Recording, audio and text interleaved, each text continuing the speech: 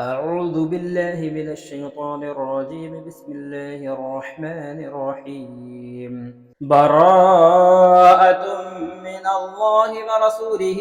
إلى الذين عاهدتم من المشركين فسيحوا في الأرض 4 أشهر واعلموا أنكم غير معجز الله وأن الله مخزي الكافرين. وأذان من الله ورسوله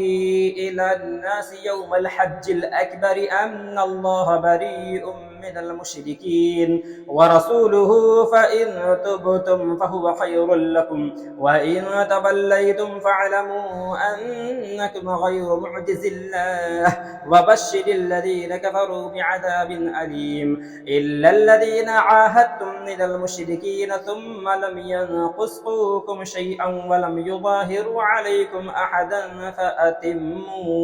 فأتموا إليهم عهدهم إلى مدتهم إن الله يحب المتقين. فإذا سلق الأشهر الحرم فاقتلوا المشركين حيث وجدتموهم وخذوهم وحصروهم واقعدوا لهم كل مرصد فإن تابوا وأقاموا الصلاة وآتوا الزكاة فخلوا سبيلهم إن الله غفور رحيم. وإن أحد من المشركين استجارك فأجره حتى يسمع كلام الله ثم أبلغه مأمنه ذلك بأنهم قوم لا يعلمون. كيف يكون للمشركين عهد عند الله وعند رسوله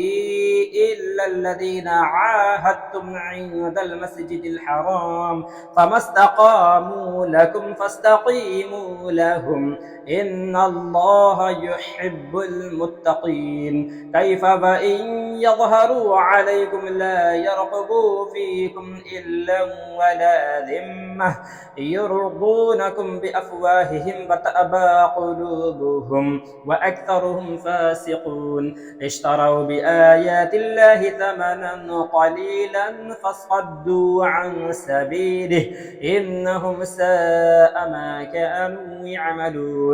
لا يرقبون في مؤمن إلا ولا ذمة وأولئك هم المعتدون. فإن تابوا وأقاموا الصلاة وآتوا الزكاة فإخوانكم في الدين ونفصل الآيات لقوم يعلمون. وإن نكثوا أيمانهم من بعد عهدهم وطعنوا في دينكم فقاتلوا أئمة الكفر إنهم لا أيمان لهم لعلهم ينتهون. ألا تقاتلون قوما نكثوا أيمانهم وهموا بإخراج الرسول وهم بدأوكم أول مرة أتخشونهم فالله أحق أن تخشوه إن كنتم مؤمنين. قاتلوهم يعذبهم الله بأيديكم ويخزهم وينصركم عليهم ويشفي صدور قوم مؤمنين ويذهب غيظ قلوبهم ويتوب الله على من يشاء والله عليم حكيم. أم حسبتم أن تتركوا ولما يعلم الله الذين جاهدوا منكم ولم يتخذوا من دون الله ولا رسوله بل المؤمنين بليجة والله خبير بما تعملون. ما كان للمشركين أن يعمروا مساجد الله شاهدين على أنفسهم بالكفر أولئك حبطت أعمالهم وفي النار هم خالدون. إنما يعمر مساجد الله من آمن بالله واليوم الآخر وأقام الصلاة وآتى الزكاة ولم يخش إلا الله فعسى أولئك أن يكونوا من المهتدين. أجعلتم سقاية الحاج وعمارة المسجد الحرام كمن آمن بالله واليوم الآخر وجاهد في سبيل الله لا يستوون عند الله والله لا يهدي القوم الظالمين. الذين آمنوا وهاجروا وجاهدوا في سبيل الله بأموالهم وأنفسهم أعظم درجة عند الله وأولئك هم الفائزون يبشرهم ربهم برحمة منه ورضوان وجنات لهم فيها نعيم مقيم خالدين فيها أبدا إن الله عنده أجر عظيم يا أيها الذين آمنوا لا تتخذوا آباءكم وإخوانكم أولياء إن استحبوا الكفر على الإيمان ومن يتولهم منكم فأولئك هم الظالمون قل إن كان آباؤكم وأبناؤكم وإخوانكم وأزواجكم وعشيرتكم وأموال اقترفتموها وتجارة تخشون كسادها ومساكن ترضونها أحب إليكم من الله ورسوله وجهاد في سبيله فتربصوا حتى يأتي الله بأمره والله لا يهدي القوم الفاسقين لقد نصركم الله في مواطن كثيرة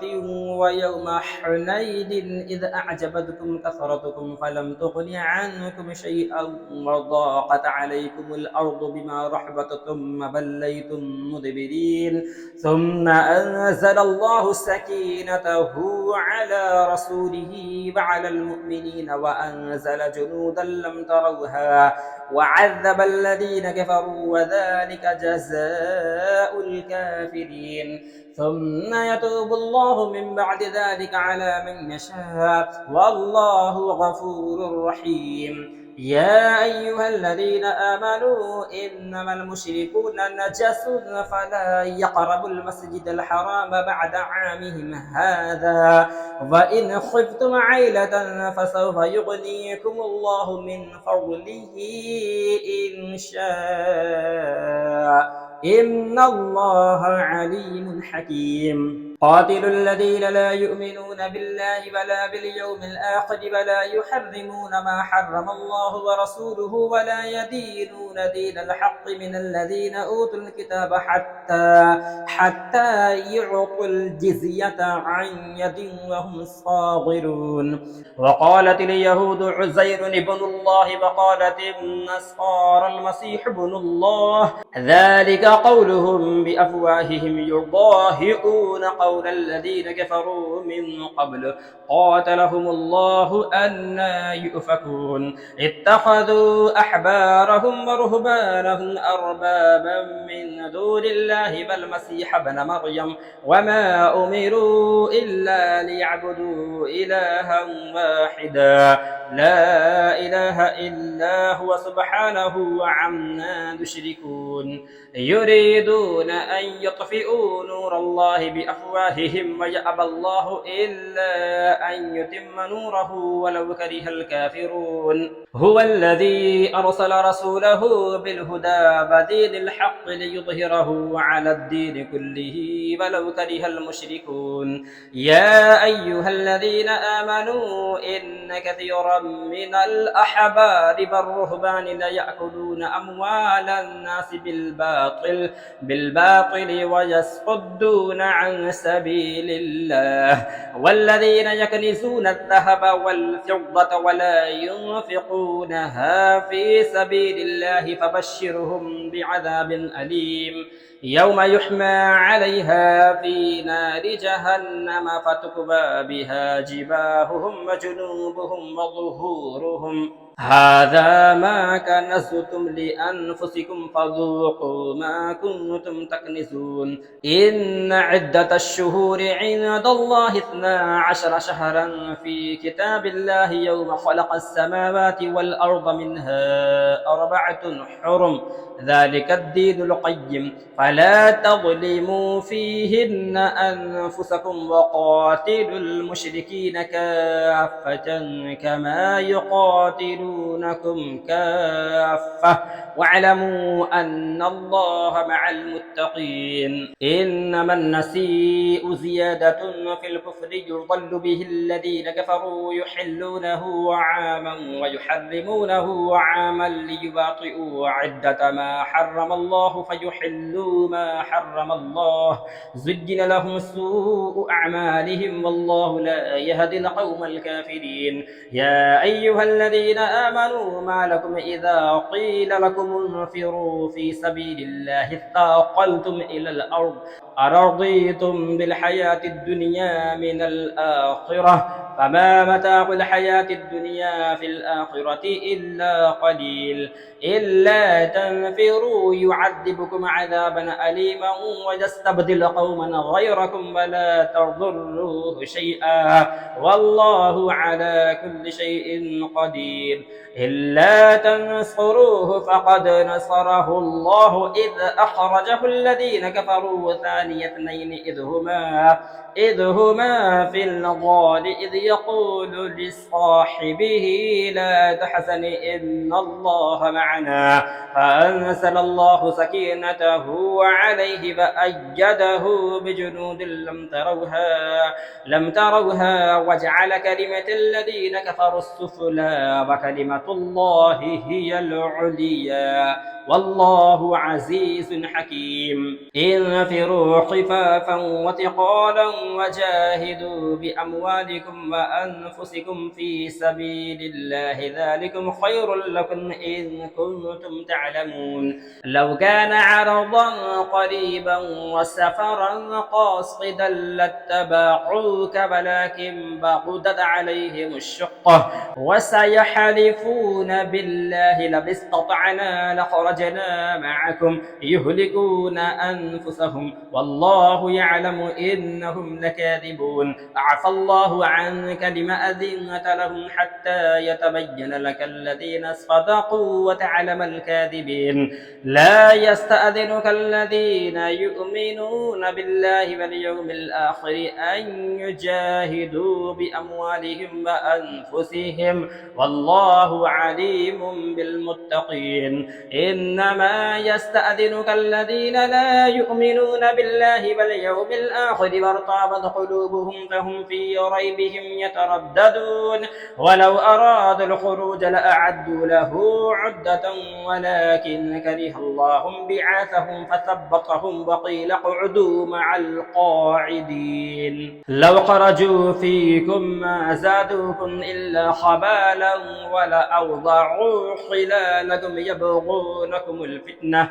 وفيكم سماعون لهم والله عليم بالظالمين. لقد ابتغوا الفتنة من قبل وقلبوا لك الأمور حتى جاء الحق وظهر أمر الله وهم كارهون. ومنهم من يقول ائذن لي ولا تفتني ألا في الفتنة سقطوا وإن جهنم لمحيطة بالكافرين. إن تصبك حسنة تسؤهم وإن تصبك مصيبة يقولوا قد أخذنا أمرنا من قبل ويتولوا وهم فرحون. قل لن يصيبنا إلا ما كتب الله لنا هو مولانا وعلى الله فليتوكل المؤمنون. قل هل تربصون بنا إلا إحدى الحسنيين ونحن نتربص بكم أن يصيبكم الله بعذاب من عنده أو بأيدينا فتربصوا إنا معكم متربصون. قل أنفقوا طوعا أو كرها لن يتقبل منكم إنكم كنتم قوما فاسقين. وما منعهم أن تقبل منهم نفقاتهم إلا أنهم كفروا بالله وبرسوله ولا يأتون الصلاة إلا وهم كسالى ولا ينفقون إلا وهم كارهون. فلا تعجبك أموالهم ولا أولادهم إنما يريد الله ليعذبهم بها في الحياة الدنيا وتزهق أنفسهم وهم كافرون ويحلفون بالله إنهم لمنكم وما هم منكم ولكنهم قوم يفرقون لو يجدون ملجأ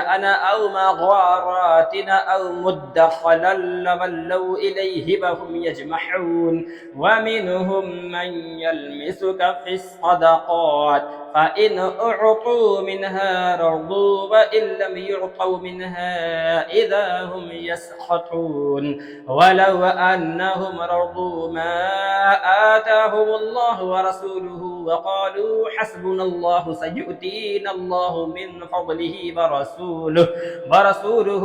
إنا إلى الله راغبون إنما الصدقات للفقراء والمساكين والعاملين عليها والمؤلفة قلوبهم وفي الرقاب والغارمين وفي سبيل الله وابن السبيل فريضة من الله والله عليم حكيم ومنهم الذين يؤذون النبي ويقولون هو أذن قل أذن خير لكم يؤمن بالله ويؤمن للمؤمنين ورحمة للذين آمنوا منكم والذين يؤذون رسول الله لهم عذاب أليم يحلفون بالله لكم ليرضوكم والله ورسوله أحق أن يرضوه إن كانوا مؤمنين ألم يعلموا أنه من يحادد الله ورسوله فأن له نار جهنم خالدا فيها ذلك الخزي العظيم يحذر المنافقون أن تنزل عليهم سورة وتنبئهم بما في قلوبهم قل استهزئوا إن الله مخرج ما تحذرون ولئن سألتهم ليقولن إنما كنا نخوض ونلعب قل أبالله وآياته ورسوله كنتم تستهزئون لا تعتذروا قد كفرتم بعد إيمانكم إن نعفو عن طائفة منكم نعذب طائفة بأنهم كانوا مجرمين المنافقون والمنافقات بعضهم من بعض يأمرون بالمنكر وينهون عن المعروف ويقبضون أيديهم نسوا الله فنسيهم إن المنافقين هم الفاسقون وعد الله المنافقين والمنافقات والكفار نار جهنم خالدين فيها هي حسبهم ولعنهم الله ولهم عذاب مقيم كالذين من قبلكم كانوا أشد منكم قوة وأكثر أموالا وأولادا فاستمتعوا بخلاقهم فاستمتعتم بخلاقكم كما استمتع الذين من قبلكم بخلاقهم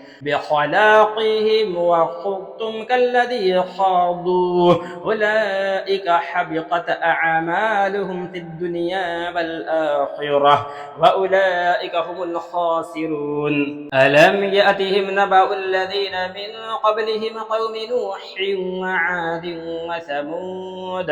وقوم إبراهيم وأصحاب مدين والمؤتفكات أتتهم رسلهم بالبينات فما كان الله ليظلمهم ولكن كانوا أنفسهم يظلمون والمؤمنون والمؤمنات بعضهم أولياء بعض يأمرون بالمعروف وينهون عن المنكر ويقيمون الصلاة ويؤتون الزكاة ويطيعون الله ورسوله أولئك سيرحمهم الله إن الله عزيز حكيم وعد الله المؤمنين والمؤمنات جنات تجري من تحتها الأنهار خالدين فيها ومساكن طيبة في جنات عدن ورضوان من الله أكبر ذلك هو الفوز العظيم. يا أيها النبي جاهد الكفار والمنافقين واغلظ عليهم ومأواهم جهنم وبئس المصير. يحلفون بالله ما قالوا ولقد قالوا كلمة الكفر فكفروا بعد إسلامهم وهموا بما لم ينالوا وما نقموا إلا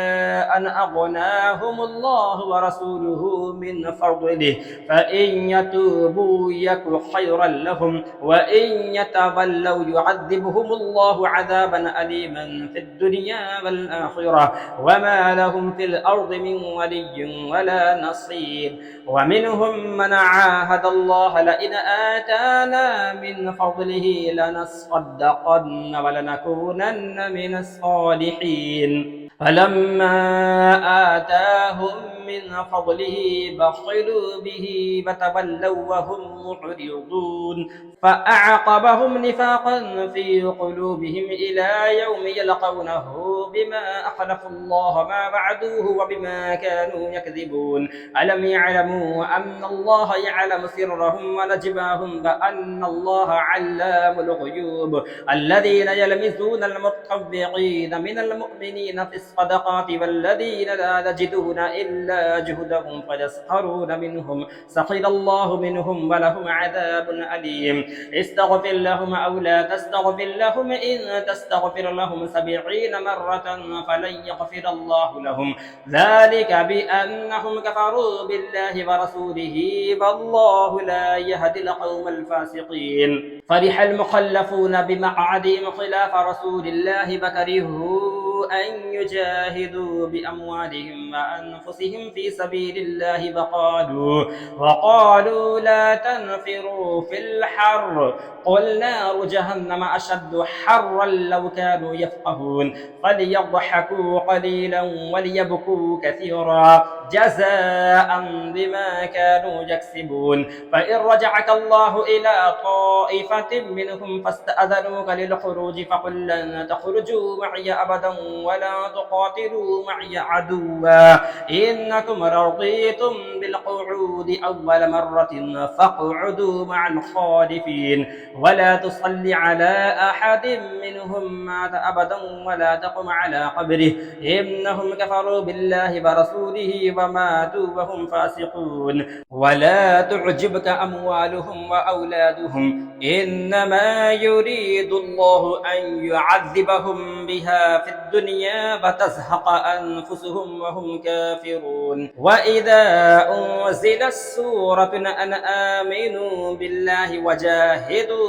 مع رسوله استأذنك أولو الطول منهم وقالوا ذرنا نكن مع القاعدين رضوا بأن يكونوا مع الخبالف وطبع على قلوبهم فهم لا يفقهون. لكن الرسول والذين آمنوا معه جاهدوا بأموالهم وأنفسهم وأولئك لهم الخيرات وأولئك هم المفلحون. أعد الله لهم جنات تجري من تحتها الأنهار خالدين فيها ذلك الفوز العظيم. وجاء المعذرون من الأعراب ليؤذن لهم وقعد الذين كذبوا الله ورسوله سيصيب الذين كفروا منهم عذاب أليم. ليس على الضعفاء ولا على المرضى ولا على الذين لا يجدون ما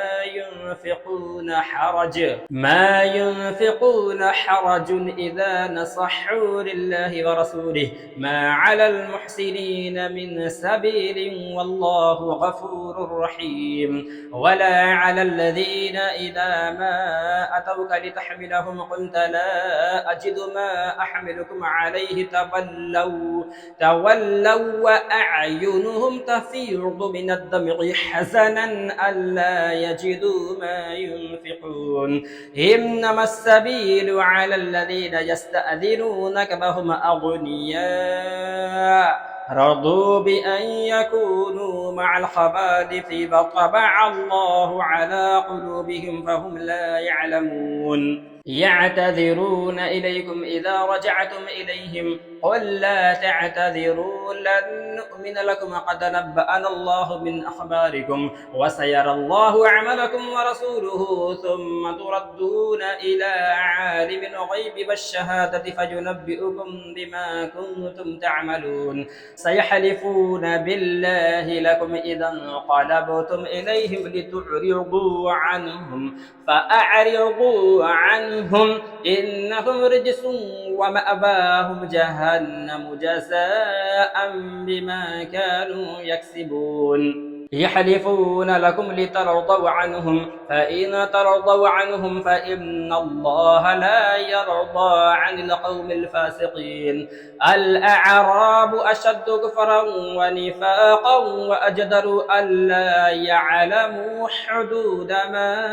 أنزل الله على رسوله والله عليم حكيم ومن الأعراب من يتخذ ما ينفق مغرما ويتربص بكم الدبائر عليهم دائرة السوء والله سميع عليم ومن الأعراب من يؤمن بالله واليوم الآخر ويتخذ ما ينفق قربات عند الله وصلبات الرسول ألا إنها قربة لهم سيدخلهم الله في رحمته إن الله غفور رحيم والسابقون الأولون من المهاجرين والأنصار والذين اتبعوهم بإحسان رضي الله عنهم ورضوا عنه وأعد لهم جنات تجري تحتها الأنهار خالدين فيها أبدا ذلك الفوز العظيم وممن حولكم من الأعراب منافقون ومن أهل المدينة مرضوا على النفاق لا تعلمهم نحن نعلمهم سنعذبهم مرتين ثم يردون إلى عذاب عظيم وآخرون اعترفوا بذنوبهم خلطوا عملا صالحا وآخر سيئا عسى الله أن يتوب عليهم إن الله غفور رحيم خذ من أموالهم صدقة تطهرهم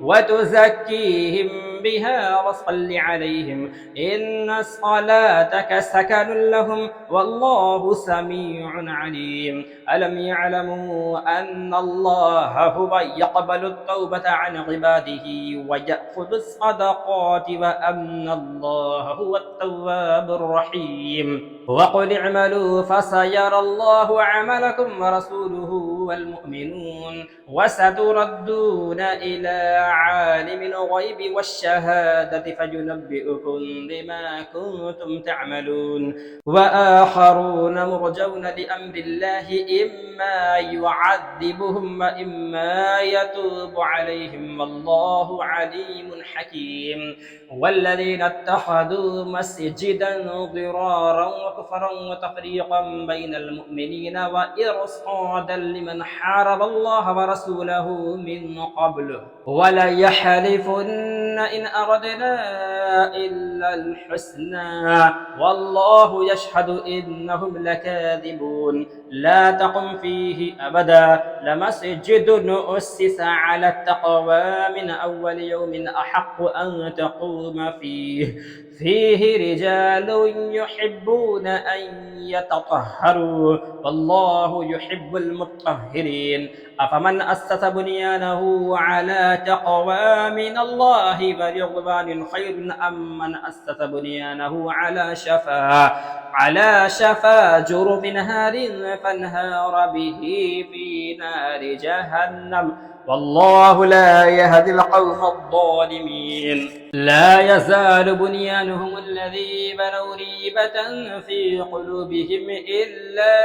أن تقطع قلوبهم والله عليم حكيم إن الله اشترى من المؤمنين أنفسهم وأموالهم بأن لهم الجنة يقاتلون في سبيل الله فيقتلون ويقتلون وعدا عليه حقا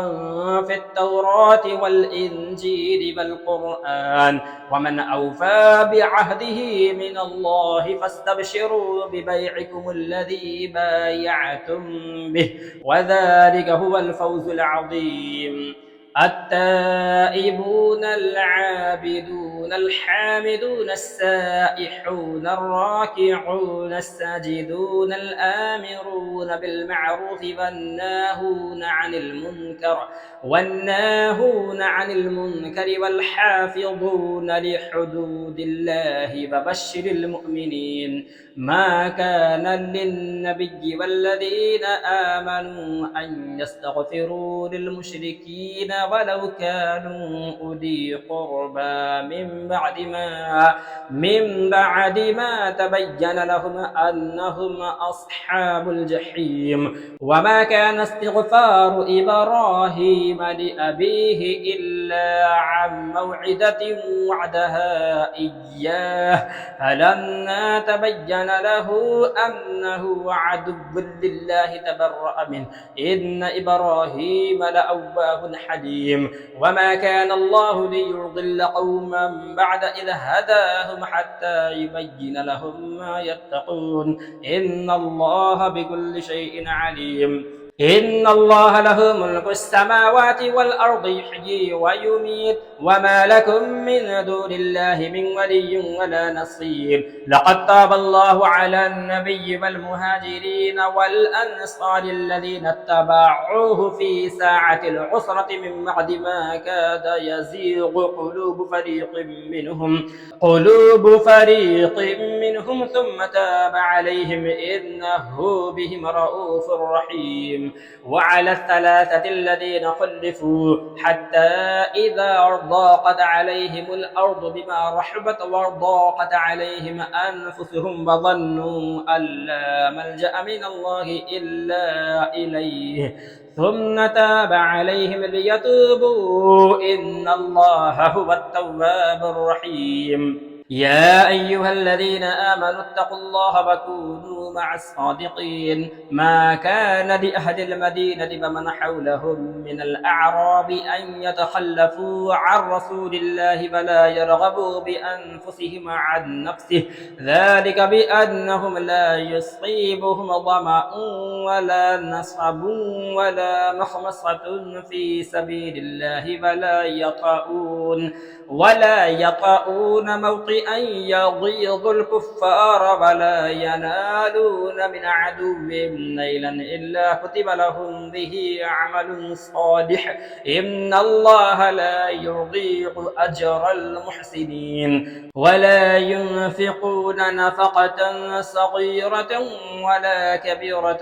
ولا يقطعون باديا إلا كتب لهم ليجزيهم الله أحسن ما كانوا يعملون. وما كان المؤمنون لينفروا كافة فلولا نفر من كل فرقة منهم طائفة ليتفقهوا في الدين ولينذروا قومهم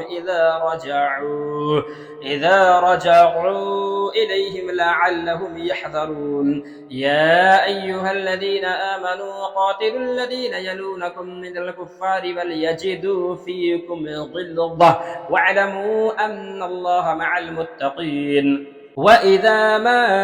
أنزلت سورة فمنهم من يقول أيكم زادته هذه إيمانا فأما الذين آمنوا فزادتهم إيمانا وهم يستبشرون وأما الذين في قلوبهم مرض فزادتهم رجسا إلى رجسهم وماتوا وهم كافرون. أولا يرون أنهم يفتنون في كل عام مرة أو مرتين ثم لا يتوبون ولا هم يذكرون. وإذا ما أنزلت سورة نظر بعضهم إلى بعض هل يراكم من أحد ثم انصرفوا صرف الله قلوبهم بأنهم قوم لا يفقهون. لقد جاءكم رسول من أنفسكم عزيز عليه ما عنتم حريص عليكم بالمؤمنين رؤوف رحيم فإن تولوا فقل حسبي الله لا إله إلا هو عليه توكلت وهو رب العرش العظيم.